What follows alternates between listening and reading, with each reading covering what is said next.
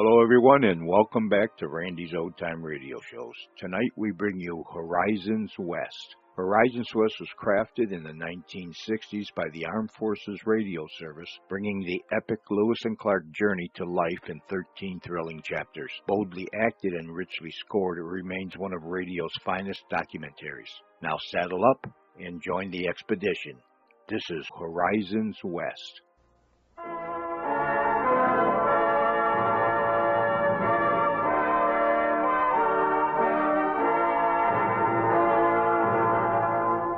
The American West.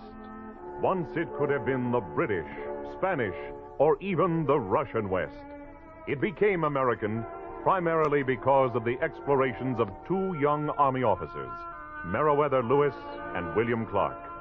Their pioneering journey stands as one of the great achievements in the history of the United States.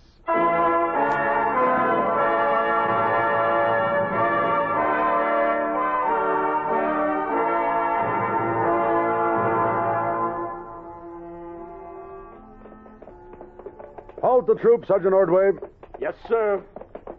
Troop! Halt! Troop! Halt!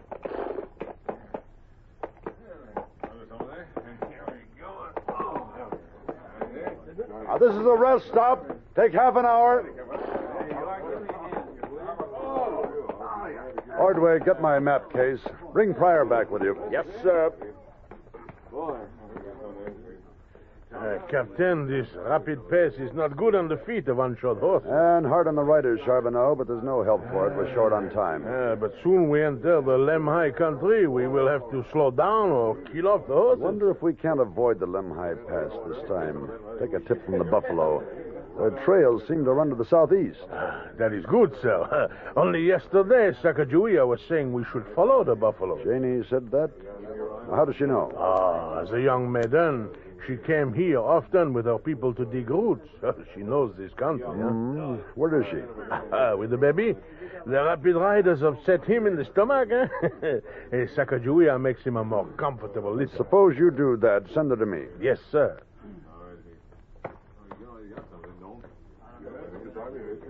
The chart, sir. Pryor reporting, sir. Yes. Now, both of you take a look at this map. We're right about here, 2 days south from Traveler's Rest. Almost to where East Fork Creek cuts into the Bitterroot River. We camped here last fall. We were saying then that the worst was over, only it wasn't. Captain Clark, if we're going to make it through the Lemhi country, we better rest the horses longer than half an hour. You wish to see me, Captain? Well, how's little Pompey? You need something to settle his stomach? He's sleeping. He will be all right. Charbonneau says you know this country. Well, here I found the roots that taste like your carrot. Now, look at this map, Janie. If we keep on south, we'll have to travel two sides of a triangle. Triangle? What is a triangle, sir? A figure with three sides. Look, south from here to where we came out of the pass last year. That's one side. One side. Now we turn due east through the pass to the cache at the headwaters of the Jefferson. That's the second side. Oh, now I understand. It is shorter if you go this way, the third side. What kind of a trail is it, Janie? Is it difficult? Oh, it is very pretty. The buffalo always choose easy trails. Good. Shallow water just ahead, if my memory serves. We'll ford the river and take the next buffalo trail bearing to the southeast. There is much peril, Captain. The southeast goes into Crow country. The Crow people like to steal. They like to kill.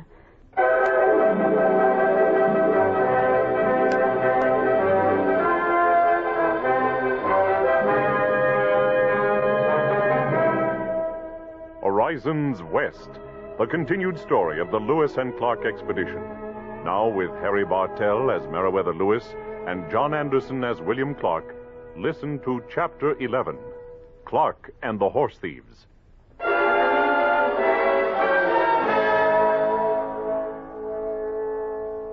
July 5, 1806. William Clark, with two-thirds of the Lewis and Clark Corps of Discovery, moved toward the headwaters of the Jefferson River in what is now southwestern Montana. His partner, Meriwether Lewis, led the rest of the Corps into northern Montana to explore Marias River. Clark would follow the Jefferson to Three Forks, where Sergeant Ordway would take 9 men down the Missouri to the Great Falls, where he would make a portage then meet Lewis at the union of the Missouri and the Marias. The combined party would move on to where the Missouri met the Yellowstone, on the border between present-day Montana and North Dakota. Clark, meanwhile, would go east to the Yellowstone and follow its curving course to that common point of rendezvous, the Yellowstone and Missouri. Essentially, Lewis was making a semicircle to the northeast, Clark to the southeast, and Sergeant Ordway in between. All three, in acquiring vital geographical information, were risking their lives by traveling in groups so small that they invited attack by hostile Indians. If we rode with danger, we also rode with beauty. The country that required constant alertness also displayed gently rolling hills covered with the bright bloom of wildflowers and small plains areas that looked like parklands. Every forested glade we passed could have been a hiding place for savages, planning our extermination. Captain, I was figuring we're about half a day from the cache. You want me to take out a hunting party and get us some meat and set up camp there? What's your hurry, Ordway? Oh, no hurry, sir. Could it be you remember that cache has tobacco in it? I admit it, sir. I'm dying for a chaw. Except for a whiff or two on a peace pipe, not a man jack of us had tobacco for 6 months. Go ahead. Take Shannon, Willard, and York with you. Keep a sharp eye out for hostiles. Yes, sir. We pushed on, moving at a slow pace to save the horses. Something would have to be done about resting them and then protecting their hoofs against the prickly pear they would soon encounter. I had seen Indian ponies wearing overshoes made of buffalo hide. Perhaps if Ordway and the hunters were lucky enough to bring in buffalo, we could make shoes for our suffering animals. Along toward the end of the day, we reached our destination, the cache. 2 buffalo were cooking over the fires, and our canoes of last year had been recovered. Over here, Captain Clark. Over here, sir. Halt! Halt!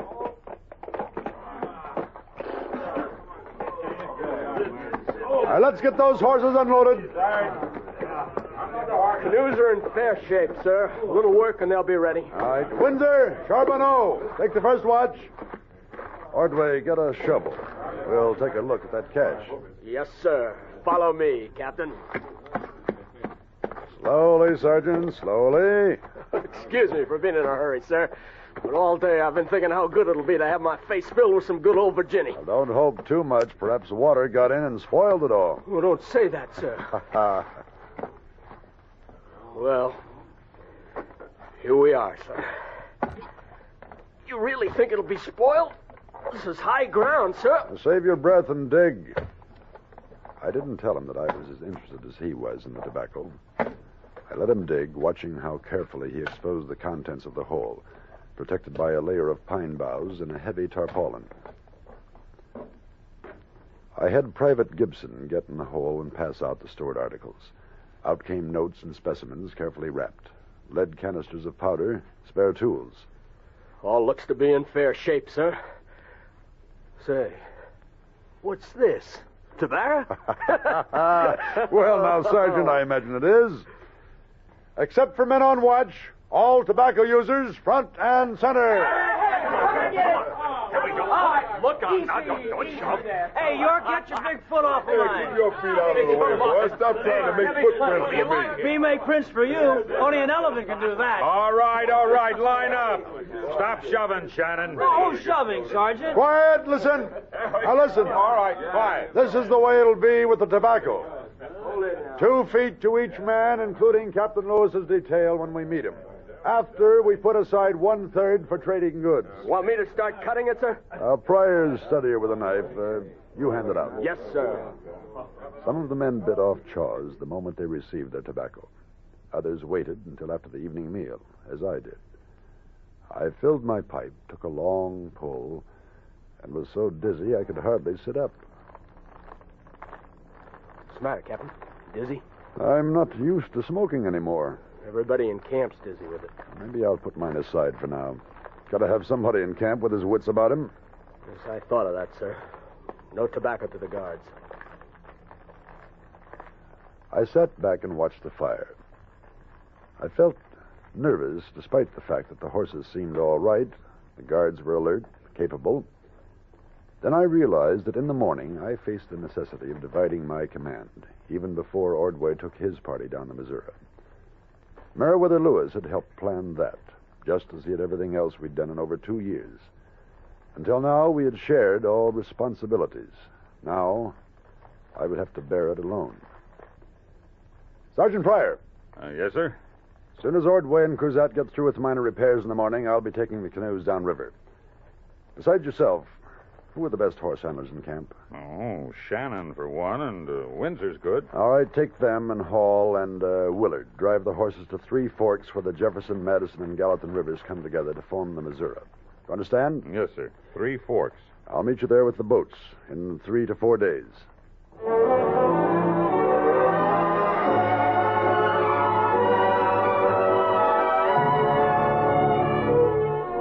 We were on the river again.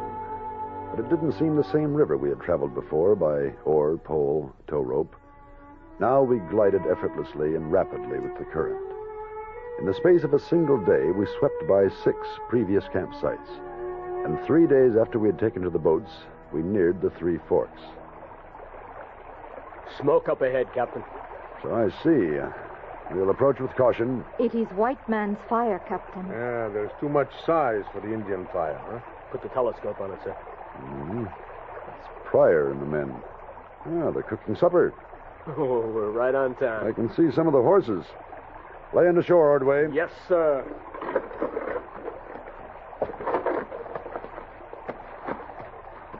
We beached the boats and got out to face a grinning Pryor and his detail. 6 deer were cooking over as many fires. Well, what took you? We stopped to hunt and get up a meal for everybody, and still we've been here nigh on to 2 hours. We had to go back to Fort Clatsop to pick up some blue beads you left.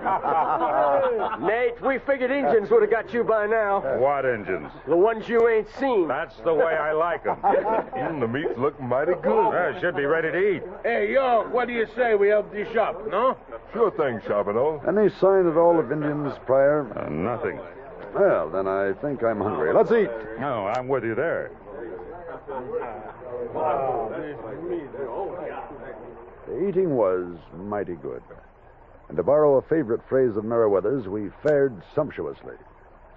Then, temporarily, we defeated swarms of mosquitoes by throwing enough green wood on the fires to make them smoke.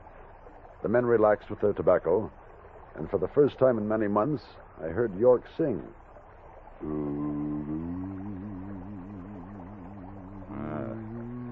Relaxing sound, that singing. He sang a lot back home. Women used to sit around and listen. I sure envy him that. Me, I had to chase after him. Captain, here we are at the Missouri.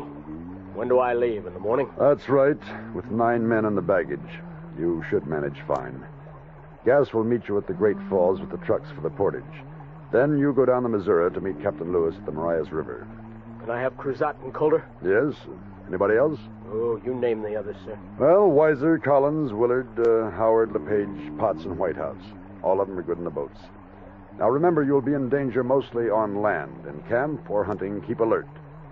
Anything you want me to say to Captain Lewis? No, I'll write him tonight. After breakfast the next day, Ordway left. A little nervous, but with an outward show of confidence. He was on his own, and I hoped he would be all right. Pryor got the rest of us ready for the overland trek. All horses were now provided with tough buffalo hide overshoes. 49 horses, 1 colt, sir. All baggage loaded, and we're ready to move. Fine. Where's Janie? Well, I passed the word. She's coming. Huh. Here she is now. Sir? You know the river called Yellowstone, Janie? It is from the south and turns east, a fine river. Southeast. Is that the direction for us? To the mountains. Take pass. Yellowstone River is on other side. How much time to go down the Yellowstone to the Missouri? 1 moon? Maybe half a moon. First part, we maybe have trouble with Crow tribes. Well, we better get started, Pryor. Yes, sir.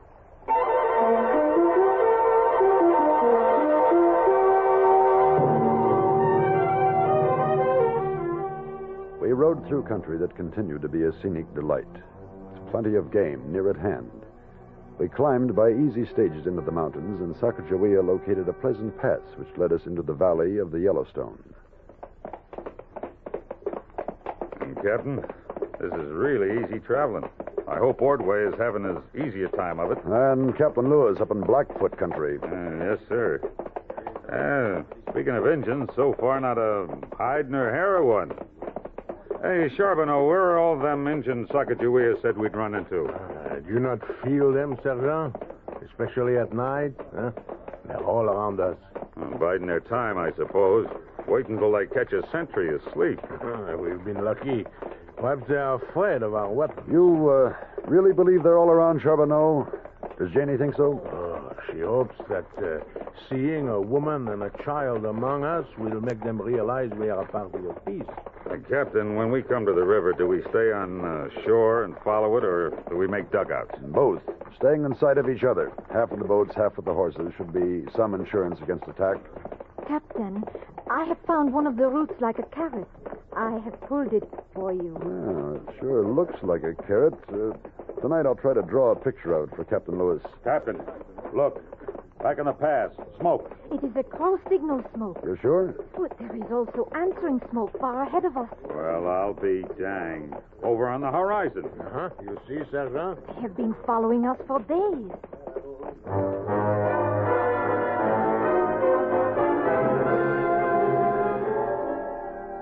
That night, when we made our camp, I doubled the number of men on watch. I sat up much later than usual, straining eyes and ears for the sight or sound of hostiles. But nothing happened. I finally fell asleep, to be awakened by a grim Sergeant Pryor. Captain? Morning, Pryor. There's 3 horses missing, sir. But missing? You're sure they didn't stray? Yes, sir. I found an Indian moccasin print. And the 3 were our best horses. But didn't the sentries hear anything during the night? Not a thing.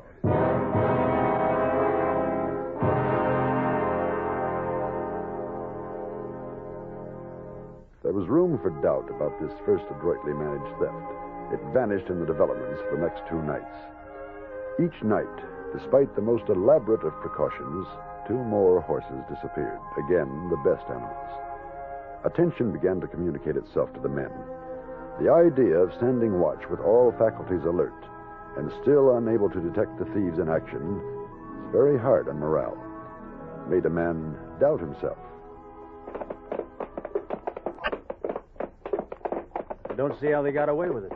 Right under my nose. Many Indians steal horses, but with the crow, it is an art. Don't they get some kind of medal for it? It is called counting a coup. Stealing an enemy horse is second only to killing enemy warriors in battle. Captain, river ahead. The sight of water somehow was very welcome. Now we were not entirely dependent upon the horses for transportation. We would use dugouts and, of course, defend our horses to the utmost of our abilities because they represented money. When we reached the Mandan villages, we could use them to acquire many needed articles and services.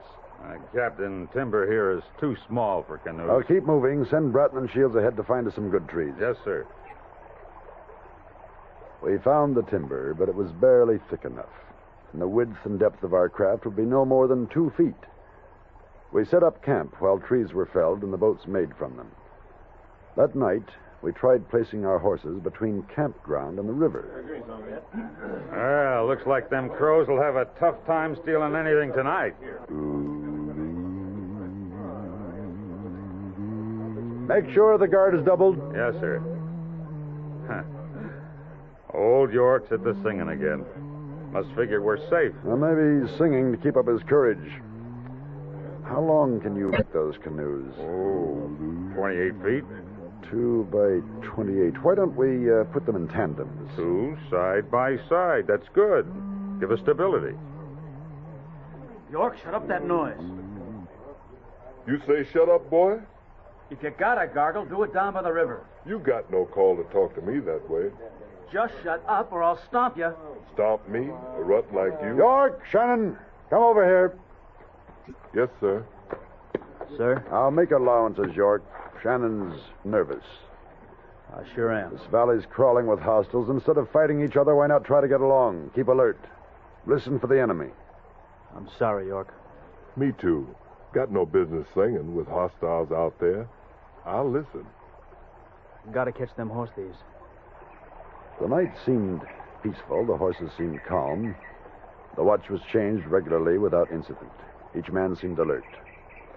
Then along toward dawn, there was an uproar of noise from the horses.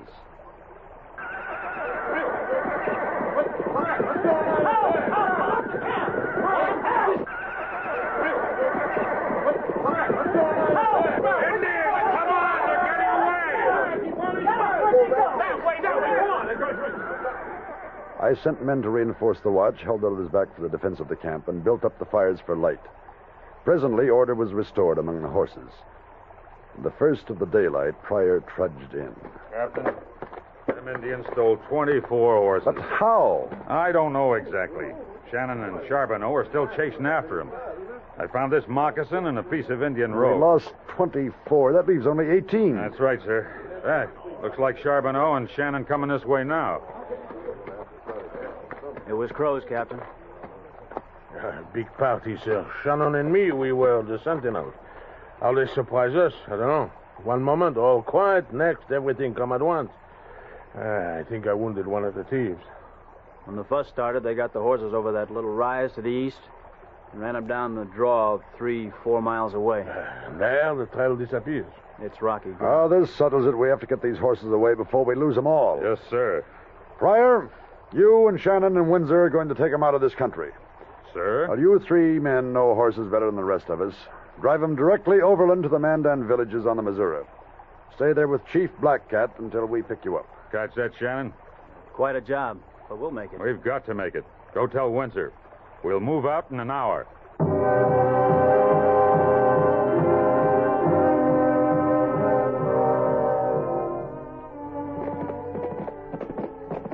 Toward mid-morning, Sergeant Pryor, Windsor, and Shannon rode out.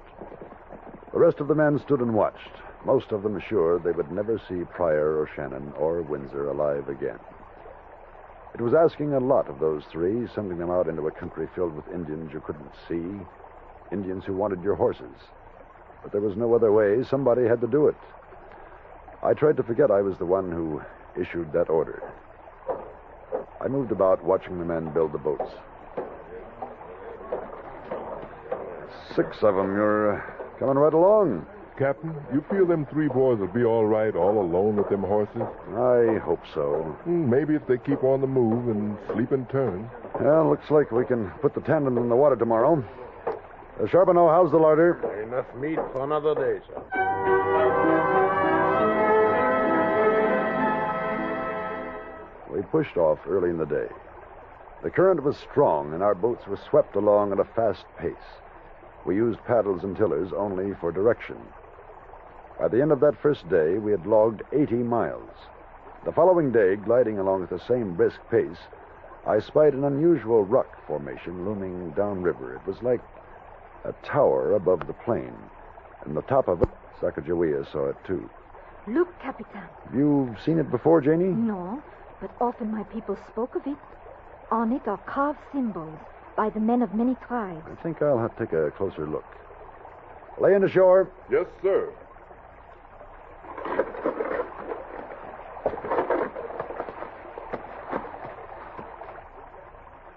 The sides of the rock were covered with Indian signs and pictographs. I climbed up high enough to chisel my name and the date into the stone above the others, where it would not easily be obliterated. Then I went on up to the top. I stood erect, aware of a light breeze, and looked about. It was an impressive view, mile upon mile of hills and grassland and winding river. I stayed up there for some time until cries from below caught my attention. The men had beached the canoes and had prepared a midday meal. I descended carefully, made my way back to them. Captain, don't go up there no more. You could fall and kill yourself. It was peaceful up top. Say, look at little Pop eating meat like a grown man. Soon he will no longer be a baby. Soon he will be a big boy. That's what we'll call it. From now on, that big pile of rock is Pompey's tower. Someday, Baptiste, or Pompey, as you call him, will come back here. He will climb as you did. And when he's old enough to understand the honor, we will tell him of this monument named after him,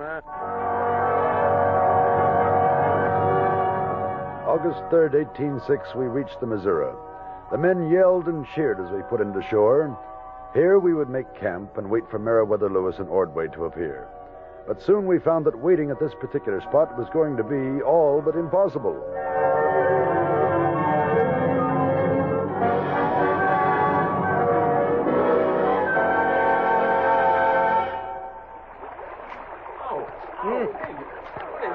Got him. Captain, the mosquitoes are trying to eat us all alive. That one was as big as a horse. I'll better build up a fire. Yes, sir. But it'll take more than a fire to stop these flying wolves. Oh, Captain, the mosquitoes. I've never seen them so bad. Ooh. Now, don't start that fire, York. We're getting out of here. I left a note for Meriwether fastened to a stick, which I jammed into the riverbank, and we went downriver for a couple of days.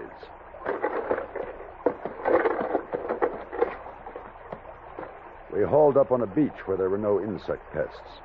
We built fires, had a noontime feast of buffalo meat. I was looking about for a place to take a nap when Sacagawea clutched my arm and pointed upriver. Captain, look, bull boats. Hey, I've never seen a Madame Bull boat on the open river. Take another look. That ain't no man down in that bull boat. That's Sarge Pryor. Pryor was the sole occupant of the leading bull boat, and Windsor and Shannon were in the other. Considering that bull boats were circular basins of buffalo hides stretched over a stick frame and not intended for open river navigation, they handled the bobbing, swinging craft with rare skill, putting in at the camp amid the yells of the men.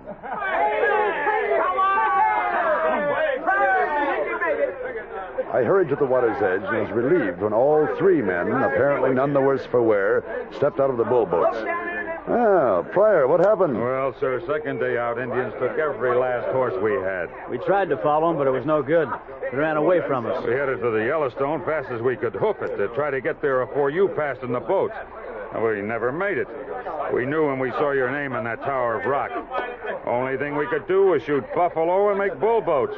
No tools to make dugouts. Well, bull boats ain't so bad once you get used to them. Only thing is you can't make them go very well against the current. Well, you didn't try, did you? Well, yes, sir, we did. You see, when we got to the mouth of the Yellowstone, I found your note at that place where the mosquitoes are. I read it, threw it aside, and started downriver. You did what? Well, I thought the note was for me at first. Then I figured that I was supposed to be at the Mandan villages, and you wouldn't be leaving a note for me. It had to be for Captain Lewis.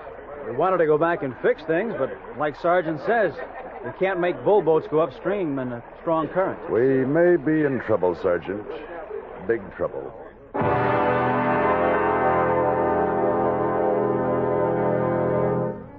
The loss of the horses reduced us in one stroke from men in a strong position for trading to a group of impecunious wanderers. But even that wasn't bad, given any luck in hunting. What was bad was that Meriwether Lewis would be coming downriver with no clear idea of our whereabouts. It would be very easy to miss each other on the wide Missouri.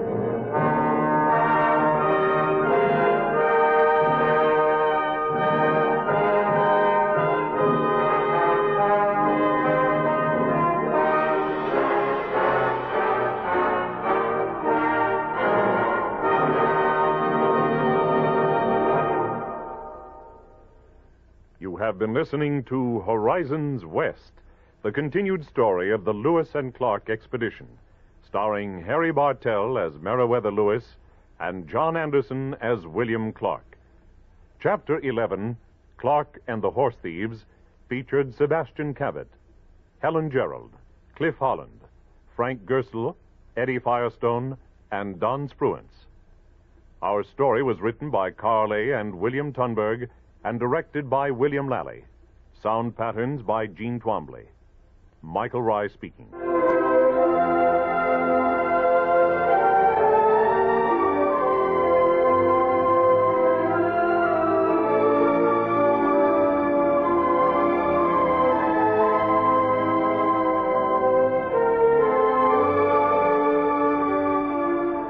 This is the United States Armed Forces Radio and Television Service.